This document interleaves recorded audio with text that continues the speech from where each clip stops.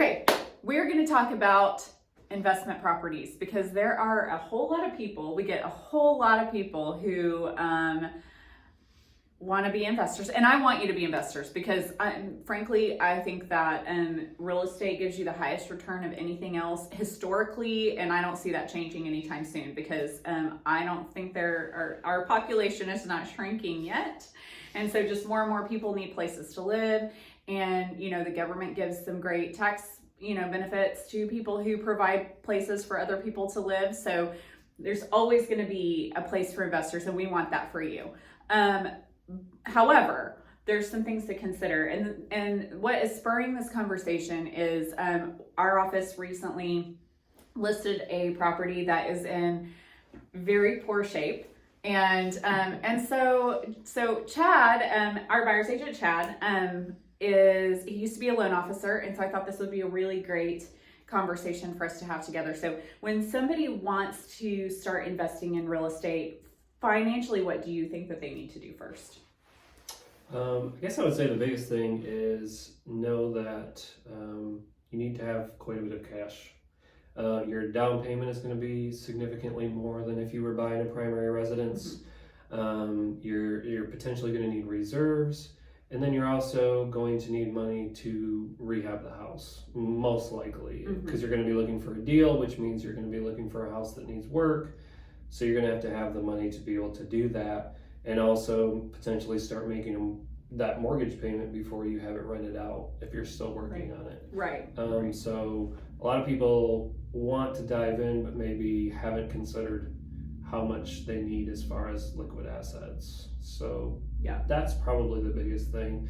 And maybe just meeting with a loan officer to talk about what are those numbers going to look like and really get a solid idea of what you'll need. Yeah, and a lot of our serious investors have a loan officer and a real estate agent that is just who they do business with. They just, especially our big investors who can just buy a property at the drop of a hat. Even if they're getting a loan, they've got their same lending establishment that they just call them up and say, hey, send Becky a letter that says this or whatever, because they have all, and there's different ways to borrow money. There's a lot of times, and what Roberto and I are hoping to do very soon is to borrow on our other investments so that we can make cash offers on properties, because we are purchasing properties, but we're still getting loans for those, so it can be done. But I think also a big misconception that people have is that anything can take a loan,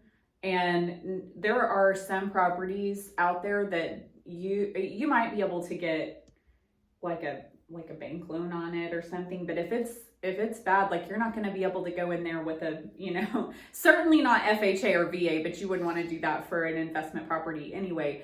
But just even like a smaller down payment conventional loan. So what are some things that are full stops to get a loan on a property as far as condition? Even on a conventional loan, an appraisal underwriter can flag things like the foundation, if there's foundation issues. They still can even sometimes they'll flag really bad if it's old chipping paint. Even on a conventional loan, they'll do that.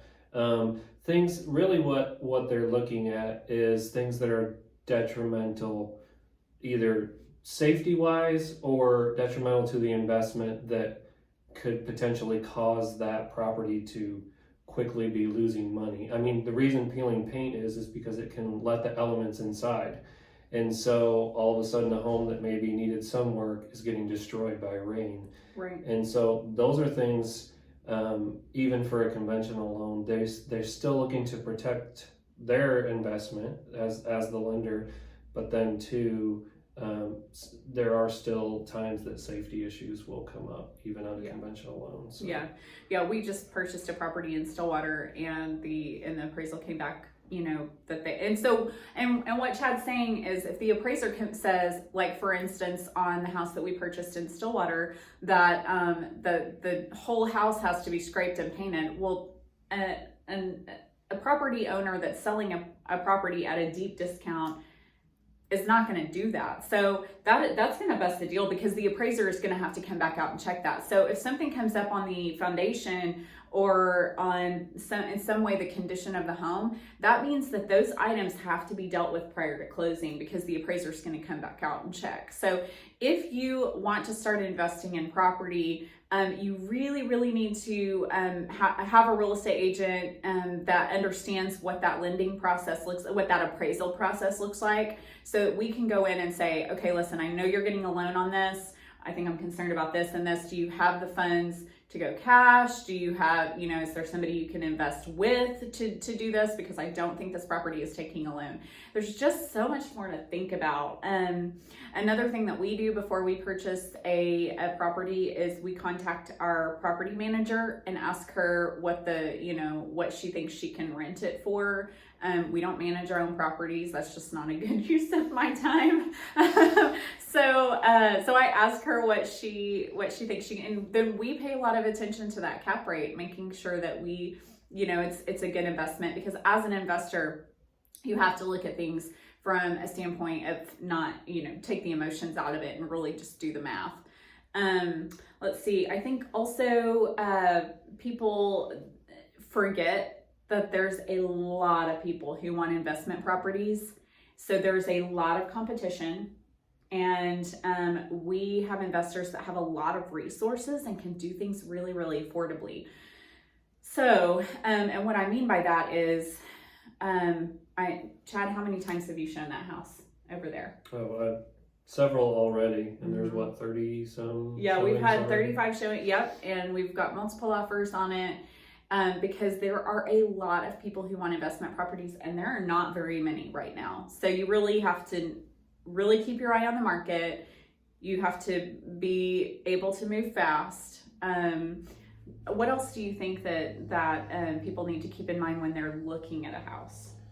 Well, I want to speak though to you saying be ready to move fast. I think that just emphasizes you have to have these pieces in place ahead of time, like the lender that you're going to use, the realtor you're going to, because what you don't want to do is try to figure things out when a house hits the market, because they move so fast. There's so much competition. That's not the time to be figuring out, can I do this? How do I do this? Like you want to know that and just be ready and waiting. Like, I know what my budget is. I know what I can do for renovations. I know what kind of loan I can get. And then when houses come on the market, you already are ready to go. Right. And so I think that's the biggest thing. And then just having a realtor partner to watch for those opportunities with you, so that you can jump on them as soon as they become available. Well, and I can't tell you how many times I've gotten calls from people saying, hey, you can write up the offer for me, and that way I can, you're not gonna save money really by calling I'm happy to help you. We love to help you. Please, Chad would love to help you. Jane would love to help you. We love to keep our contracts and processes in-house, because we know how we do business, and we know that we can, keep things moving along smoothly for you. But the flip side of that coin is, monetarily, there's not a benefit to calling the listing agent. Most of the time, I think there's probably some agents out there that may be the case, but most of the real estate agents that I work with, it doesn't matter if they're the listing agent or the buyer's agent. They're going to do their job regardless, and it's going to cost the same amount, because those commissions are negotiated on the front end before you ever even see the property. So that's not even, that's not something I would recommend, whether it's us. And I don't know where you are in the country watching this, but find somebody to set up a search for you, so that you are seeing things come up in real time. You're not seeing it 2 or 3 days after it's come on the market. And then just be aware that there are some negotiation, tactics like escalation clauses and things like that. But at the end of the day, you have to remove no matter how fantastic the house is, you have to keep an eye on your numbers. So, yeah, and I love what you said about being prepared, because that really does, that people miss out on things all the time because they don't have their lender partner in place and you just have to be able to do that. We are happy to have that conversation, and Chad's always happy to answer questions about that. So if you're local to the Oklahoma City area where we are, there's still some really great deals to be had. You're going to have your name in the hat with a lot of different people, but I mean, like, we are happy to talk to you about that. And if you want to start investing in property, but you haven't really made a move on that yet, just give us a call, and we're happy to give you a list of things that you can think about, answer questions, and help you make a plan. A lot of our investors have a specific area and a specific type of house because their crew does the same thing one after the other. So it's really nice to be really laser focused on what you're looking for too. So. And if you're an out-of-state investor and you want to invest in the Oklahoma City area, give us a call about that too. Of course, I can't speak to like this is a good school district or not, because that's outside of our ethical abilities. But I can give you an idea as to, both of us can give you an idea as to what Oklahoma City looks like as far as employment and things like that. So anyway. Becky, Seda Real Estate Group, Chad Schiffer, Seda Real Estate Group. Give us a shout if we can help. Thanks, guys.